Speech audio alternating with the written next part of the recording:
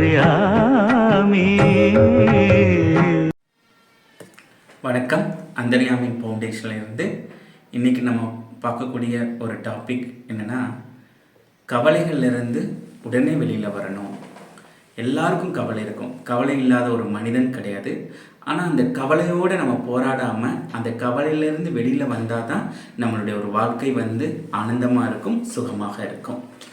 இப்போ உங்களுக்கு ஒரு பண பிரச்சனை இருக்குது, ஆரோக்கிய பிரச்சனை இருக்குது, இல்லை உறவுகளில் ஏதோ ப்ராப்ளம் இருக்குன்னா அதை நினச்சி ஏதோ ஒரு விஷயத்துக்காக அதை நீங்கள் நினச்ச மாதிரி நடக்கலை, இல்லை அந்த விஷயம் நடக்கிறது உங்களுக்கு எந்த விதமான சௌகரியங்களும் தரலை, உள்ள கவலைப்பட்டுக்கிட்டே இருக்கும்போது என்ன நடக்கும் அப்படின்னு பார்த்தீங்கன்னா, எந்த விஷயத்துக்காக நீங்கள் தொடர்ந்து கவலைப்படுறீங்களோ அது விஷயம் தொடர்ந்து கவலைப்படக்கூடிய சம்பவங்கள் நடக்கும்.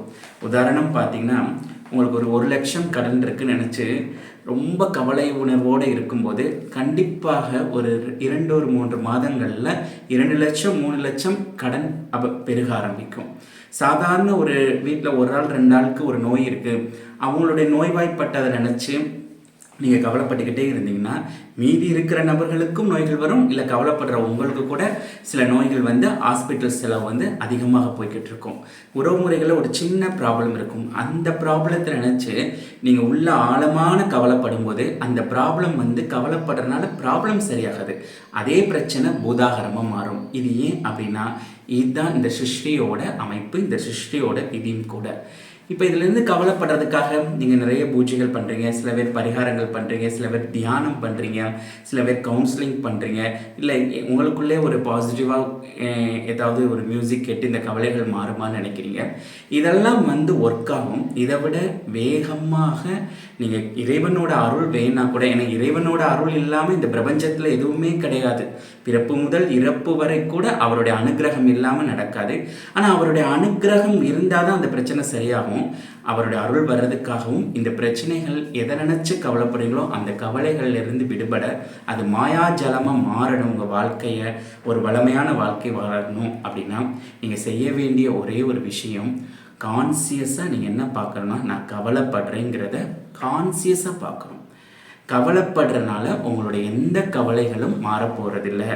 இந்த கவலைகள் அபரிவிதமாக 2 மடங்கோ 3 மடங்கோ பெரிய ரூபமாக, அது ஒரு விஸ்வரூபமாக தான் மாறும் அப்படின்னும் நீங்கள் கான்சியஸாக பார்த்தீங்கன்னா அங்கே கவலைப்படுறது அப்போவே அந்த கர்மா சரியாயிடும், அந்த கவலைப்படுறத நின்றும்.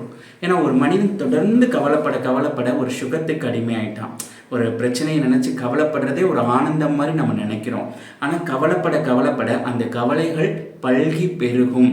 அது அபரிவிதமாக நம்மளுக்கு பல மடங்கு இன்னும் கவலைப்படக்கூடிய சூழ்நிலைகள் மக்களை உருவாக்குங்கிறத கான்சியஸாக பார்க்கணும். அவ்வளோதான். நீங்கள் பூஜையோ மந்திரமோ அதெல்லாம் நம்ம டாபிக்குள்ளே போகல.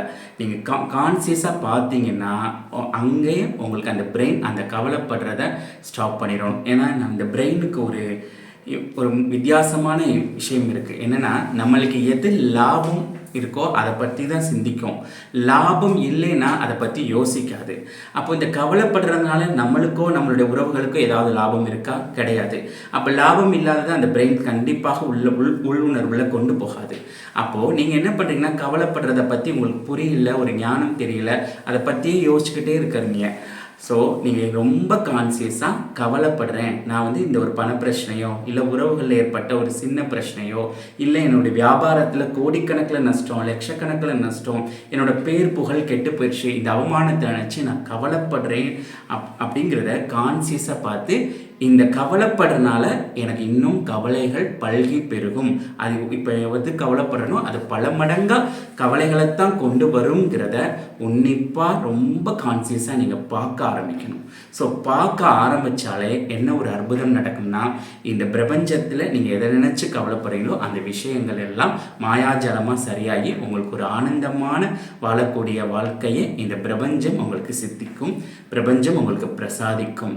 இப்போ இது எப்படி பார்க்குறது அப்படின்னா, நாங்கள் பார்க்குறோம்னு சொல்கிறீங்க, நான் நினைக்கிறேன் எனக்கு கவலைப்படுறதுனா கான்சியஸ் அப்படின்னு பார்த்தீங்கன்னா, இப்போ உங்கள் வீட்டில் ஒரு பள்ளி கண்ணில் தென்பட்டுச்சுன்னா என்ன பண்ணுவீங்க?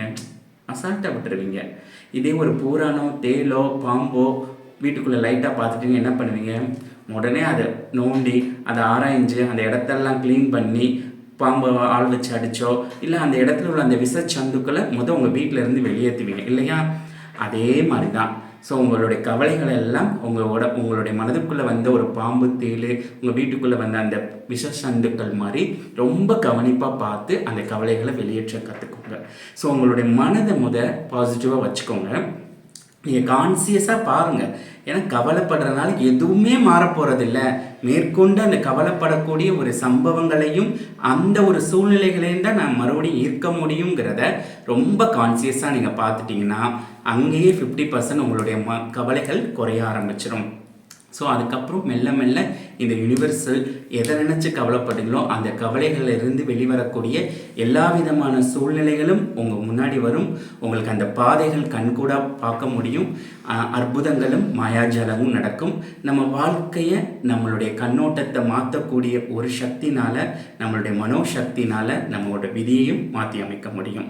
ஸோ கவலைப்படுறத ரொம்ப கான்சியஸாக பார்த்து இதனால் நம்மளுக்கு எல்லாமே நட்டம்ங்கிற அந்த மகா ஞானம் கொண்டு உள்ள அந்த டீச்சிங் அப்ளை பண்ணி எல்லாரும் அந்த கவலையிலிருந்து வெளிவர முயற்சி பண்ணுங்கள். நன்றி.